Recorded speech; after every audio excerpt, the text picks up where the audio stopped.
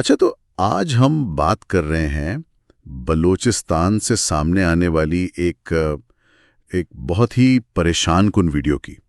یہ social media پر کافی زیادہ گردش کر رہی ہے اور اس نے واقعی سب کو ہلا کر رکھ دیا ہے۔ اس میں مبینہ طور پر کچھ لوگ ہیں، مسلح افراد، جو ایک مرد اور ایک خاتون پر فائرنگ کر رہے ہیں، مطلب انہیں ہلاک کرتے ہوئے دکھایا گیا ہے۔ مناظر بہت ہی دلخراش ہیں۔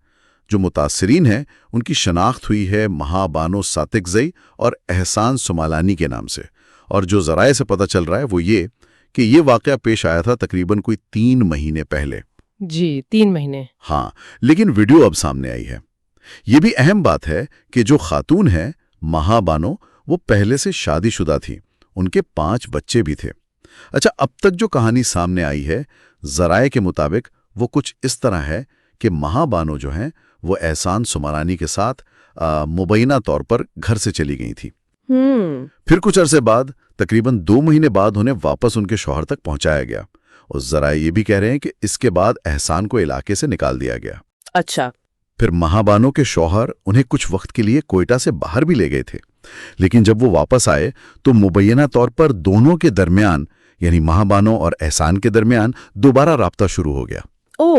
اور ایک اور بات جو سننے میں آئی ہے وہ یہ کہ احسان جو ہیں وہ مبینہ طور پر ٹک ٹاک پر کچھ تنزیہ ویڈیوز پوسٹ کر رہے تھے مہابانو کے شوہر اور دوسرے رشتہ داروں کے خلاف۔ یہ تفصیلات واقعی بہت سنگین ہیں، خاص طور پر یہ ٹک ٹاک والی بات۔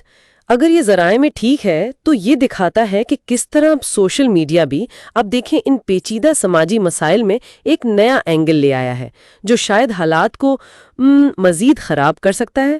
تو آج ہم اصل میں انہی معلومات کو جو بھی ذرائع سے مل رہی ہیں ان کو دیکھ رہے ہیں کہ ہوا کیا، کیوں ہوا، اور اس پر پھر سرکاری رد عمل کیا آیا ہے۔ بالکل، اور خاندانی ذرائع کا حوالہ دے کر یہ بھی کہا جا رہا ہے کہ ان سب حالات کے بعد، یعنی رابطے دوبارہ شروع ہونے اور یہ ویڈیوز وغیرہ کے بعد، مبینہ طور پر کچھ عزیز و اقارب نے فیصلہ کیا کہ ان دونوں کو پکڑا جائے اور ڈھگاری کے مقام پر انہیں قتل کر دیا جائے۔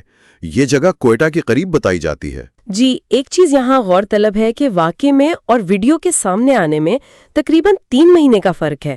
اکثر ایسے ہوتا ہے کہ اتنے سنگین معاملات میں معلومات یا تو دیر سے باہر آتی ہیں یا شاید کوئی دباؤ ہوتا ہے، تو یہ چیز تحقیقات کے لیے بھی ایک چیلنج بن جاتی ہے۔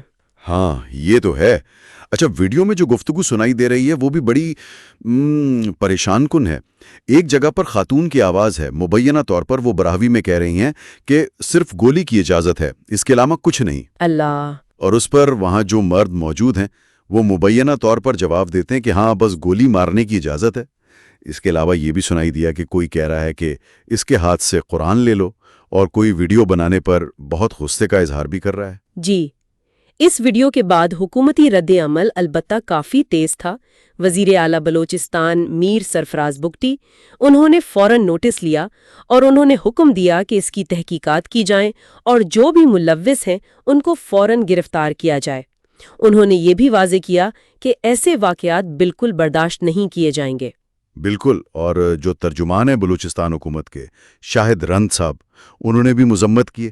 ان کے بیانات بھی سامنے آئے کہ یہ تو بالکل بربریت ہے، انسانیت سوز فعل ہے، اور یہ کہ مجرموں کو قانون کے مطابق سزا ملے گی، کسی کو قانون ہاتھ میں لینے نہیں دیا جائے گا۔ تحقیقات کی اگر بات کریں تو وزیر اعلیٰ نے یہ بھی کہا ہے کہ ان کے خیال میں یہ واقعہ عید سے کچھ دن پہلے کا ہے، اور اطلاعات یہ بھی ہیں کہ ایک مشتبہ شخص کو گرفتار کر لیا گیا ہے۔ اچھا۔ جی، اور ریاست کی مدعیت میں مقدمہ درج ہوا ہے انسداد دہشت گردی ایکٹ کی دفعات کے تحت۔ یہ ایک اہم بات ہے کہ ریاست خود مدعی بنی ہے۔ ہاں، یہ اہم ہے، لیکن اس میں کچھ ابہام بھی ہے۔ جیسے ڈپٹی کمشنر کوئٹہ کا ایک بیان آیا ہے کہ ویڈیو پرانی لگ رہی ہے، اور ابھی تک یہ بھی پوری طرح طے نہیں ہو سکا کہ اصل میں یہ واقعہ ہوا کہاں، مطلب کوئٹہ کا علاقہ مارواڑ ہے یا مستونگ کا علاقہ دشت ہے۔ جی، اور یہ جائے وقوع کا تعین نہ ہونا یہ بھی تحقیقات میں ایک آپ کہہ لیں ایک رکاوٹ بن سکتا ہے شروع میں، کیونکہ اس سے پھر دائرہ اختیار کا سوال آتا ہے، شواہد اکٹھے کرنے کا معاملہ ہوتا ہے۔ دوسری طرف سوشل میڈیا پر تو یہ یہ بحث بہت زیادہ ہے کہ یہ شاید نام نہاد غیرت کے نام پر قتل ہے، لیکن یہاں یہ واضح کرنا بہت ضروری ہے کہ پولیس نے یا کسی سرکاری اہلکار نے ابھی تک آفیشلی مطلب سرکاری طور پر نہ تو محرکات بتائے ہیں، نہ سارے ملزمان کی شناخت بتائی ہے، اور نہ ہی جگہ کی حتمی تصدیق کی ہے۔ تو تحقیقات چل رہی ہیں، ہمیں انتظار کرنا ہوگا۔ صحیح۔ تو یہ پورا معاملہ جو ہے یہ کئی سنجیدہ سوالات اٹھاتا ہے۔ ایک طرف تو قانون کی حکمرانی کا سوال ہے، دوسری طرف کچھ علاقوں میں جو مبینہ طور پر قبائلی یا روایتی طریقے ہیں فیصلے کرنے کے، ان کا معاملہ ہے۔ جی۔ اور تیسری طرف یہ جدید ٹیکنالوجی یعنی سوشل میڈیا، جس کی وجہ سے ایسے واقعات اچانک پوری دنیا کے سامنے آ جاتے ہیں۔ تو یہ واقعہ ہمیں سوچنے پر مجبور کرتا ہے کہ بھائی مستقبل میں ایسے واقعات کو کیسے روکا جائے، ریاست کا، قانون نافذ کرنے والے اداروں کا، اور مجموعی طور پر معاشرے کا کیا کردار ہونا چاہیے۔ بالکل۔ یہ ایک سوال ہے جس پر ہم سب کو سوچنا ہوگا۔